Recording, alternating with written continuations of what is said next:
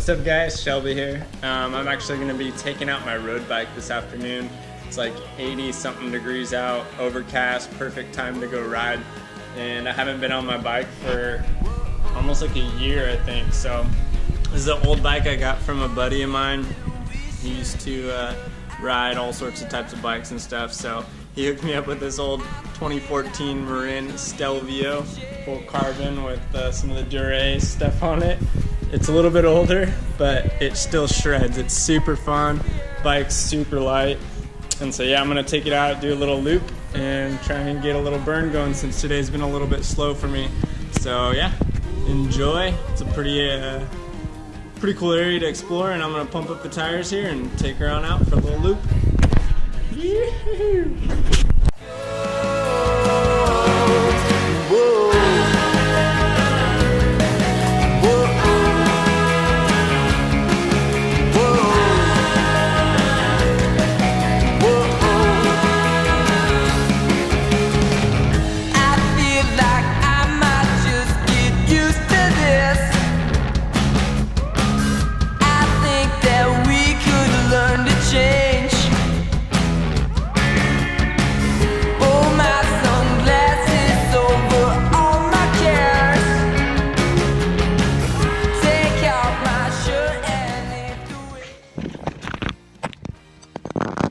So yeah, I just finished my road ride and it was awesome to get out there. I absolutely love road riding when it's kind of humid and warm out, especially with the cloud coverage. It was super nice out today. So I did my favorite loop out in the foothills of just outside Eagle here, and do a loop that goes up Highway 55 and then back through some of the farmland and some of the new development. So kind of the back roads, I love that stuff. And some good elevation. Got to go out. It took me about an hour and 20 minutes to go 20 miles, so I'm pretty stoked because it's been about a year since I went out and pedaled on the road bike, and so that was kind of nice. I'm a little sore for sure, but yeah, getting back into the flow of things. Today, like I mentioned, was a little bit hard to get motivated, a little slower day for me, so when that happens, I like to go ahead and shake things up a little bit and just go out, exercise, be out in nature, put my headphones in and just kind of zone out for a little bit, and then come back. And I like to work in the garage a lot when it's nice out in spring and summer and fall. So I'll come out here, get my laptop, have some music playing, and do some email follow-ups, set some appointments, and just kind of go ahead and settle down for the evening and follow up with everything that I need to get done for the next day and the following week here. So yeah, it's been a good day, and it's like I said, it's about 70 and it's been beautiful out today. Winding down the evening, getting to chill in the garage here. My favorite place. And yeah, maybe one of these videos I'll do like a overview of all the toys I got. It's kind of fun to see the different bikes, why I have so many different ones and what I use each of them for. And yeah, so back to some emails. Those of you know me, I get sidetracked pretty easily. So I walked in the house a little earlier and there's like a wasp in this thing. It was on the wall, so I gotta figure out how to get him out of my house. I got this like lid thing I want to try. We'll see if this works. Sketchy.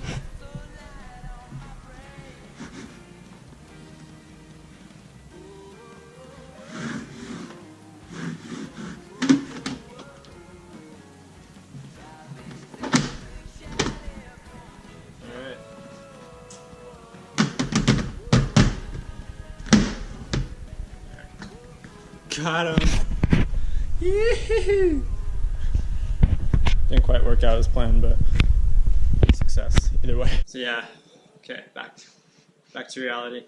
Got the bee taken care of, the wasp, whatever that was.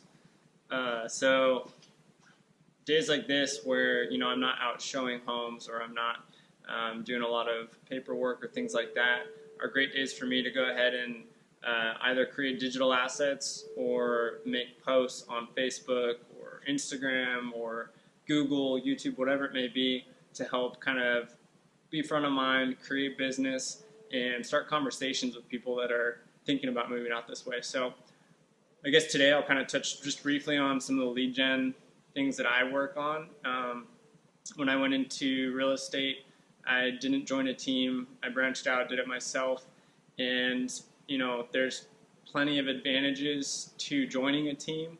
There's plenty of disadvantages to joining a team, mostly when it comes to the finances or monetarily. If you can do it by yourself, then I highly suggest attempting it.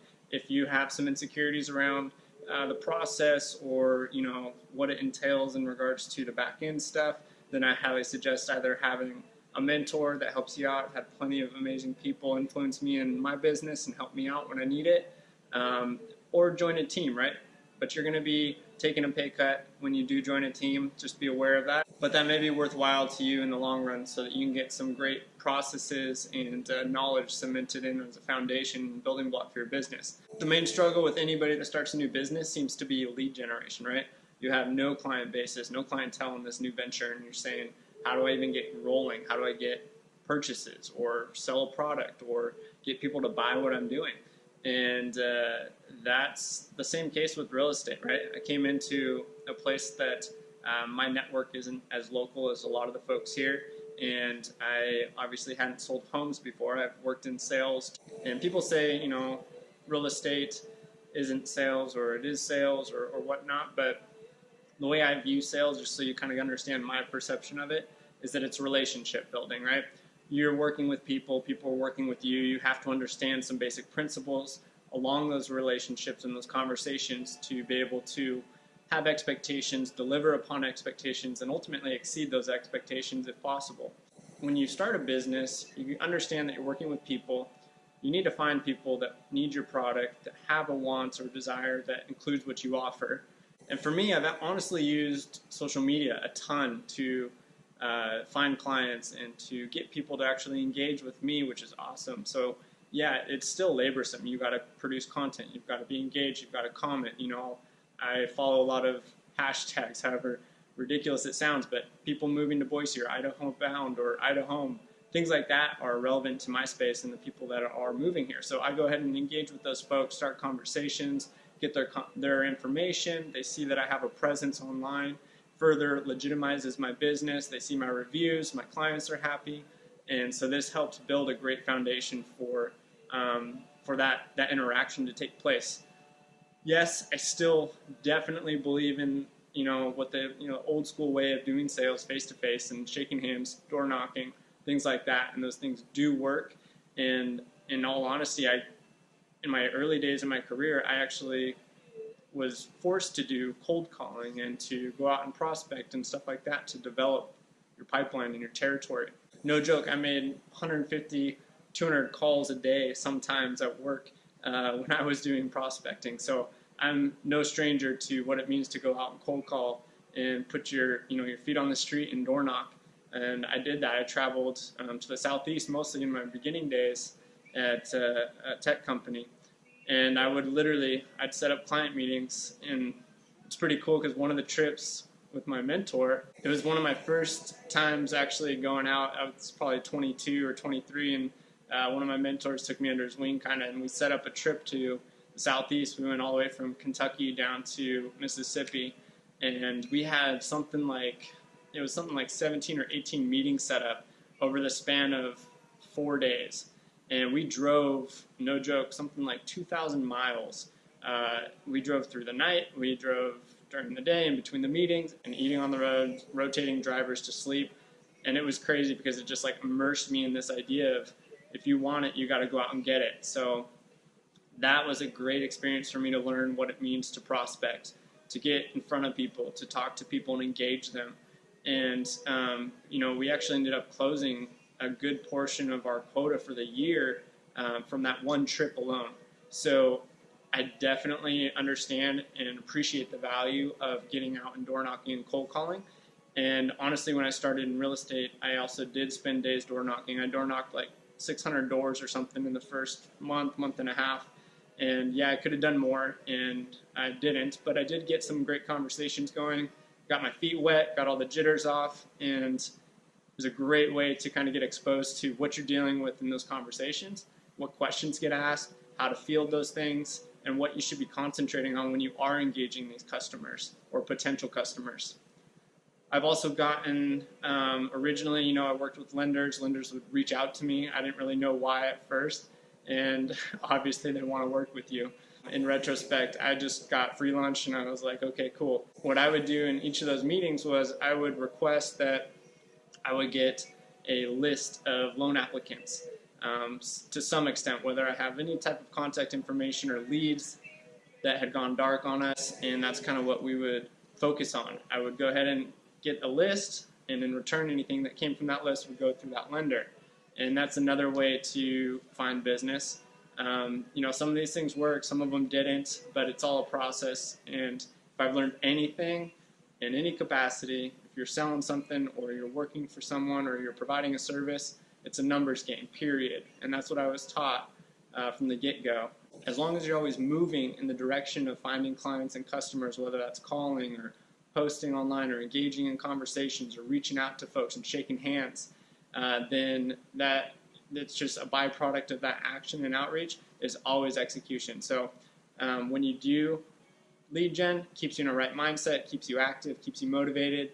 And days like today are days when I need to go back to the building blocks and kind of go to the prospecting and make some calls, reach out to some emails, follow up on some leads that went dead, and kind of re-engage those conversations, get me energized, and also go ahead and get some new conversations going with people that may need my services at this point in time. Those are some of the ways I leverage social media a lot, Instagram especially, and Facebook.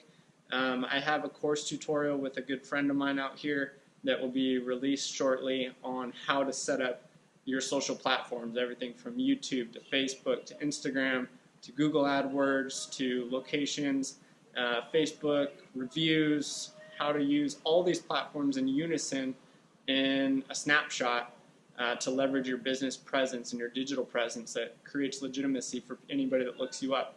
And with me dealing with a ton of people from out of state, I don't get that face-to-face interaction with a lot of them. So this is super, super important for me. And so yeah, I use social media. I do like the old school way of door knocking and cold calling, and I honestly need to do a little more of that for sure this year. And yeah, it's cool to see how this stuff evolves, and as I get success in these things, I'll let you guys know too. What do you guys do to drive your businesses, and how are you guys attracting clients and customers today?